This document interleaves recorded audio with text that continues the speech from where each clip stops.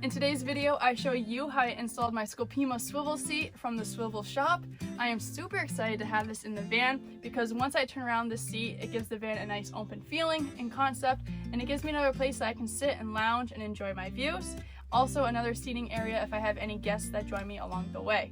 So Scopema swivel seats have one of the best ratings in the market. It is low profile, so it only adds 1.25 inches in height to your seat. Comes with all the hardware you need to install it from start to finish, and it took me less than an hour to do. You can also get the Scopema swivel seats for your Mercedes Sprinters and Ford Transits. So be sure to check out the swivelshop.com, which I will link their website below in the description box, and use code LAWLESS for a 5% discount.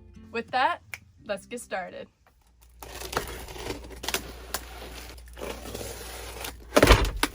I cannot wait.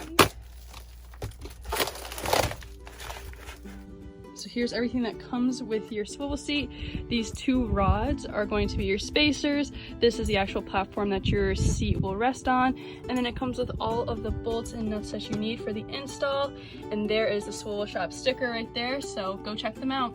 So I'm installing the swivel seat underneath my passenger seat, and I have this toolbox that came with my van.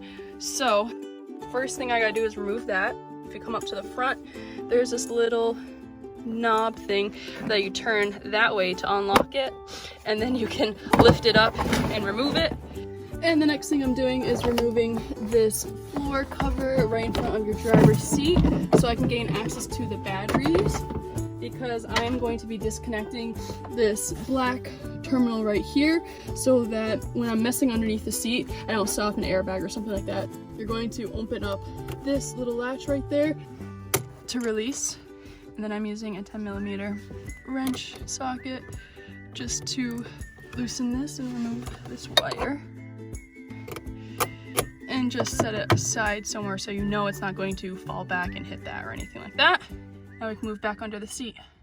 And so under the seat, there's these two clips, an orange one and a yellow one. They have something to do with your airbag system. So again, that's why you disconnected that terminal or that wire from your battery area so you don't set it off on accident. So you're going to need to undo those two clips. So I'm just going to carefully undo this zip tie right here so that I can unclip it. So there we go. So then just pull this down out of there and out as well. Okay, you're going to see this purple clip. So you're going to squeeze that purple clip and then separate this connection. There we go. And then pull it apart. So one is attached to the base of your chair and one is actually attached to the chair itself. And then you gotta do the same thing for the other one. Pull on that purple tab, pull, and then there, they come undone. So perfect, no airbags went off, so we're good to go there. There's also this connection right here that I need to also disconnect because one's attached to the base and one is attached to the chair, so I can't remove the chair without removing this. You're gonna see that yellow piece, so flip it over so that yellow piece is facing down and then push down on that release right there, and then you can slide it out like that. It took me about 20 minutes to figure that out. So to remove the seat, you have to undo 6 screws, one right here in the front as well as one over here in the front. So you're gonna wanna push your chair all the way back so that you can have access to those. And then you have 4 to do in the back. So now that my seat is slided all the way forward, you can come around here and see that you have visibility to the 4 screws in the back as well. So to remove those, you're going to want a T40 torque bit. I bought the version that came with a socket so I could put on my wrench, which will make the screwing and unscrewing a lot quicker than if I were to have used an Allen wrench style one.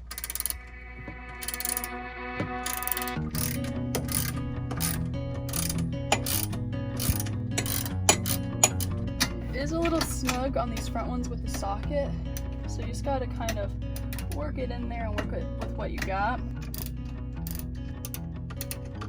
And then once it's like loosened up enough, you can just take the wrench off and just use the socket and do it by hand. And then there you go.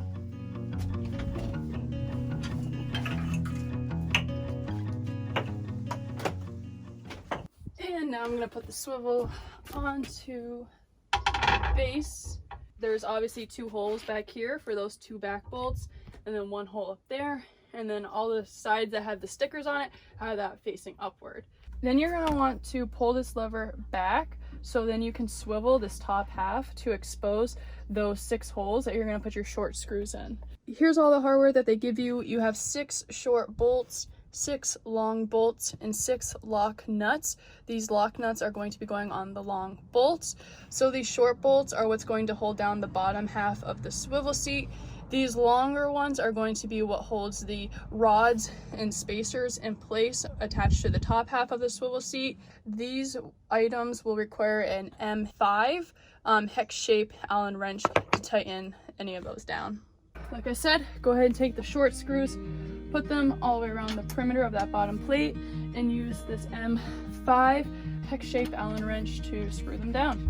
I would start by doing them nice and loosely, just so you can make sure that everything lines up properly, and then you can go back through and tighten them all down.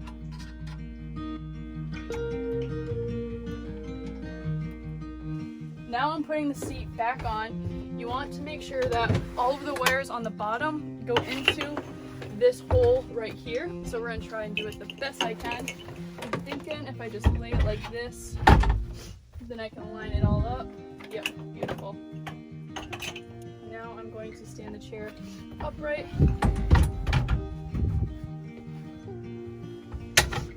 Just like so. Cool. All right, so now we got to add the spacers and add the other bolts and nuts. So these spacers are going to go between the seat and the top of the swivel seat, or the swivel mount. Again, one hole indicates that that one's going in the front, and then those 2 holes are going in the back to line up with the back holes. I'm just going to do one side at a time and just lifting this up and lining that up right there. Okay. And then I need the other one to go on the other side. Again, just gonna pick it up and slide it underneath. So you're gonna go up underneath this top plate, up into that rod, and then into the holes of the seat. Bolt going up, nut on top. You're gonna need a 1/2 inch socket to tighten it down. So again, I'm putting the bolt up through this plate, through the rod that's right here between the plate and my seat, and then up into the seat itself as well. Right like that. And then I'm just taking this lock nut and placing it right there. I'm just hand tightening all 6 of these to start, and then I'll go back through and tighten everything once it's all good. But again, you're going to want to move the seat forward and move it backwards so that you can access the different screw points. And you also want to make sure that you are still swiveled so you can get to those angles and those spots. So again, plate, rod, chair, bolt, and then a nut. Okay, so now I have hand tightened all of those 6 points. So I'm just gonna go back through again, 1/2 inch socket and that M5 hex Allen wrench to hold the bolt while I'm tightening down the nut.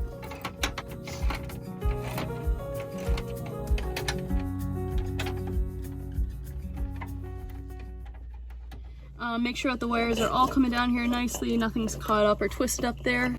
Then you want to put everything back together. So connect your orange plug to your orange plug, yellow to yellow, and then this one plug back in as well, and you can clip them back into place like they were.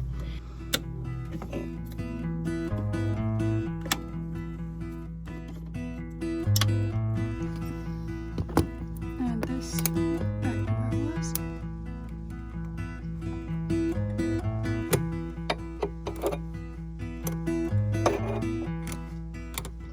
And then flip that back into place.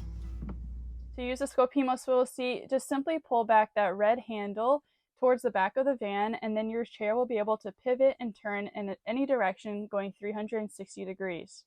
It's important to note that sometimes in the shipping process, the handle on the Scopema swivel seat can get damaged. The swivel shop says it's not a big deal, it's a very easy fix. You can simply bend the handle back to where it's supposed to be positioned, and all should be good to go.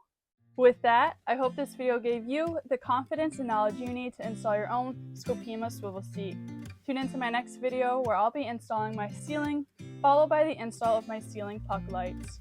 Until then, thank you for watching, and I'll see you next time. Bye for now. So I'm putting the swivel seat under my passenger seat, and there happens to be this like toolbox. First thing I gotta do is remove that. Squeeze. Squeeze.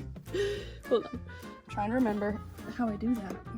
Wow, that's really on there. Hold on. Whew. Let's see how that goes. Oops. Huh. We got this, people. I got this. Now I can put the seat back on. You want to make sure that all... Oh my gosh. Oh my gosh. Good thing these seats are not that heavy. Oh, that's right. Okay, I remember now.